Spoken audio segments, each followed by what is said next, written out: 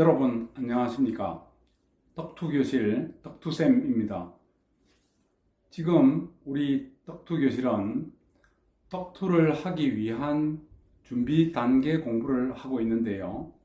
지난 시간에 이어서 오늘 16번째 시간이 되겠습니다. 지난 15회에서는 경공매에서 지분에 대한 얘기를 나눴지요. 오늘은 떡투 일반 과정으로 주제는 경공매에서 기타 특수물건에 관한 얘기로 지금 시작합니다. 시작에 앞서 아직 우리 떡투교실 구독자가 아니신 분들은 지금 빨간색 구독과 좋아요 버튼을 꾹 눌러주시기 바랍니다. 여러분들의 구독과 좋아요 응원에 힘입어 더욱 열심히 하겠습니다.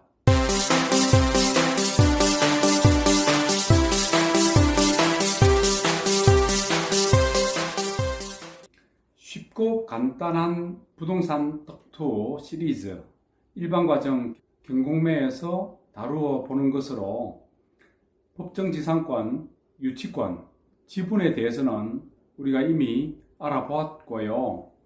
이번에는 그 외 기타 특수물건에 대해 알아보기로 하겠습니다. 기타 특수물건에는 선순위 임차권, 선순위 전세권, 선순위 가처분, 선순위 가등기, 선순위 가압류, 또 분묘기지권, 대지권 미등기, 토지 별도 등기, 제시외 건물 등이 있습니다. 하나하나씩을 살펴보기로 할 건데요. 우선 선순위 임차권에 있어서 전세권을 설정하지 않는 단순 임차권은 채권에 불과합니다. 채권은 해당 채무자에게만 권리를 주장할 수 있는 것이지요. 채권은 선순위라고 해도 후순위인 저당권보다 우선하여 배당받지 못합니다.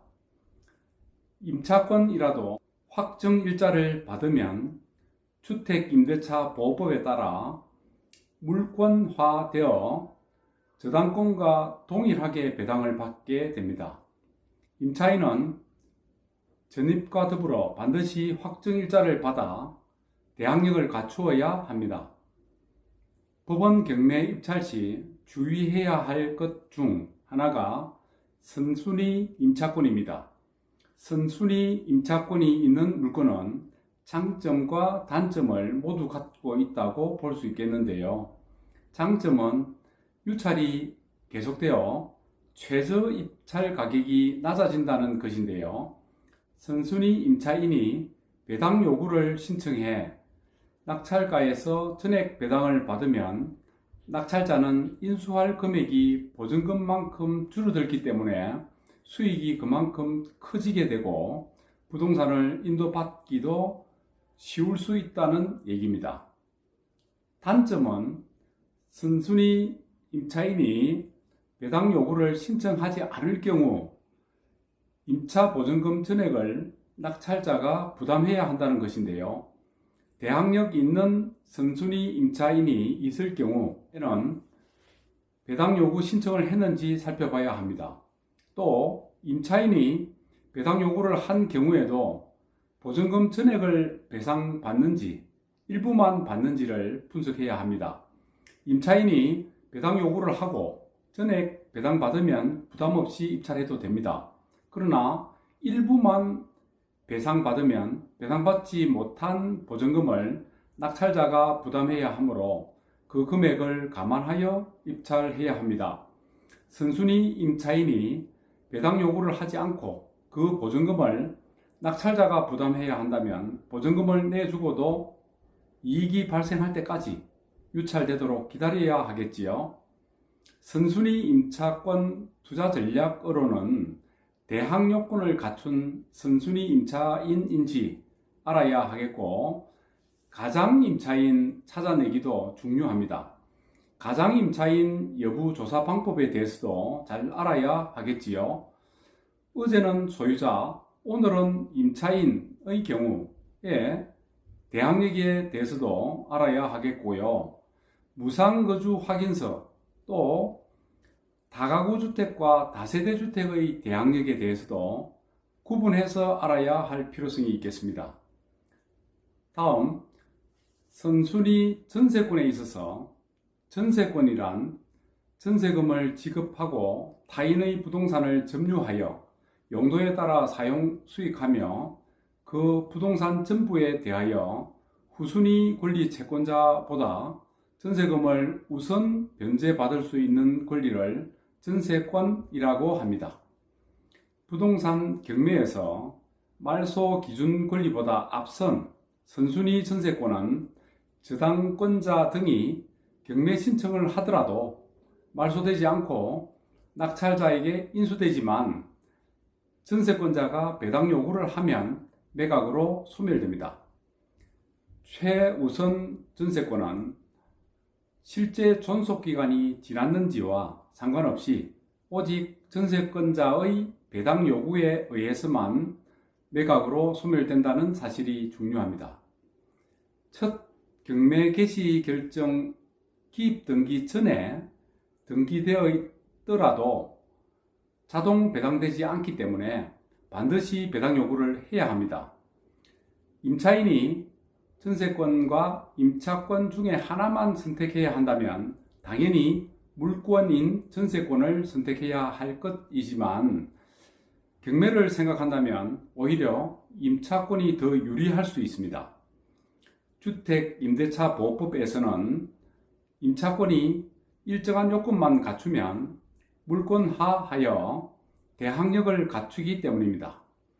임차인 입장에서 집주인이 끌이는 전세권보다 전입과 동시에 확정일자를 받는 것이 보증금을 지키는 가장 좋은 방법입니다.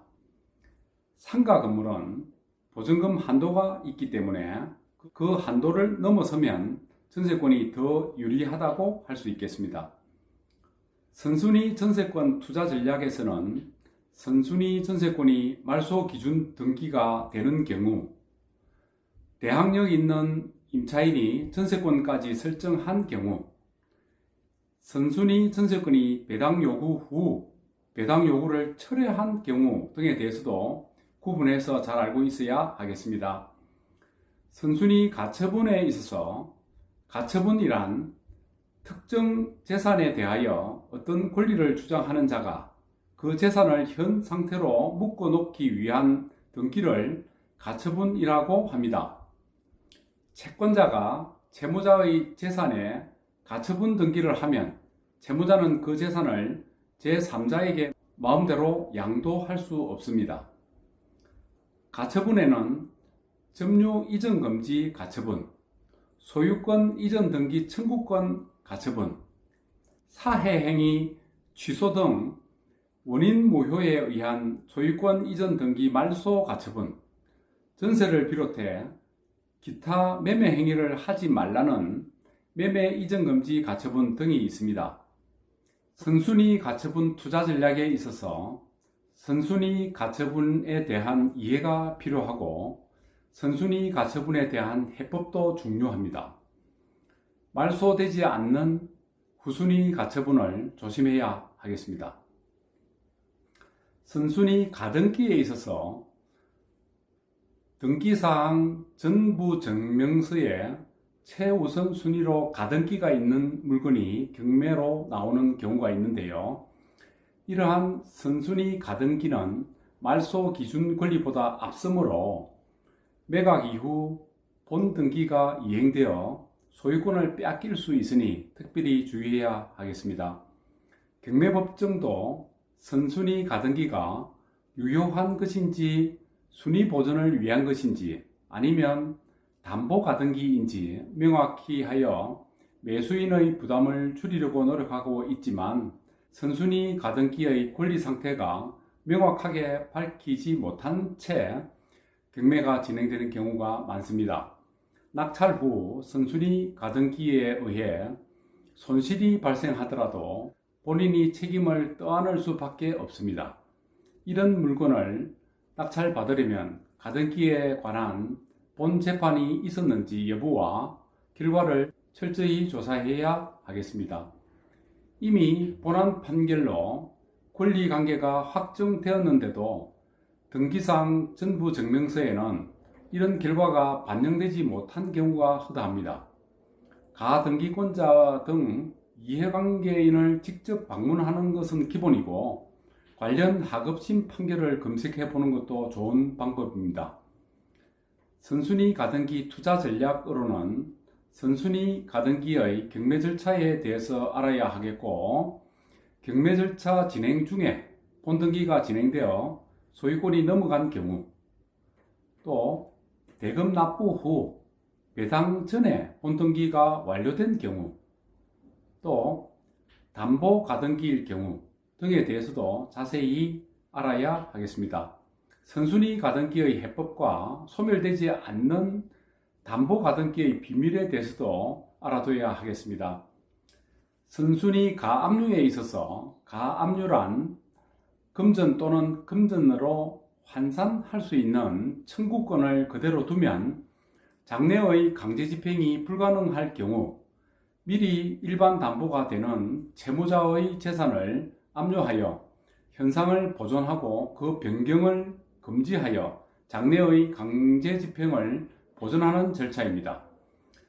민사집행법에서는 가압류가 진행된 뒤 3년간 본안에 대해 소를 제기하지 않을 때는 가압류를 취소할 수 있게 규정하고 있습니다.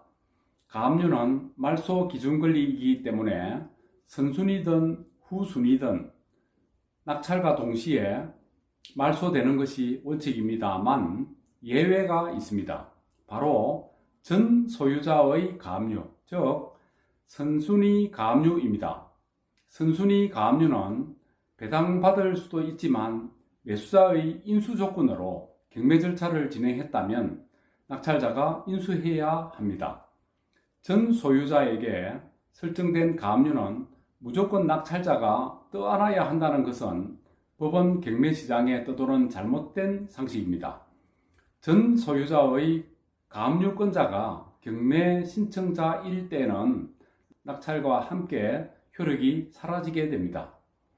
선순위 가압류의 해법에 대해 살펴보면 의외로 간단하다고 할 수 있겠는데요. 이는 경매법정에서 가압류를 낙찰자에게 인수시키려는 의도로 경매를 진행하는지 여부를 판단하는 것이고 이것이 관건입니다. 법원에서 선순위 가압류를 특별 매각 조건으로 하여 물건 명세서에 낙찰자가 인수한다는 조건을 공지한 물건은 무조건 신중하게 접근해야 하겠지요. 오늘은 여기까지 하기로 하겠습니다. 다음 시간에는 덕투교실 일반 과정으로 주제는 경공매, 기타 특수물건 2에 관하여 덕투를 위한 얘기 계속 이어가도록 하겠습니다. 여러분의 덕투교실에 대한 많은 성원을 바라며 구독과 좋아요를 당부드립니다.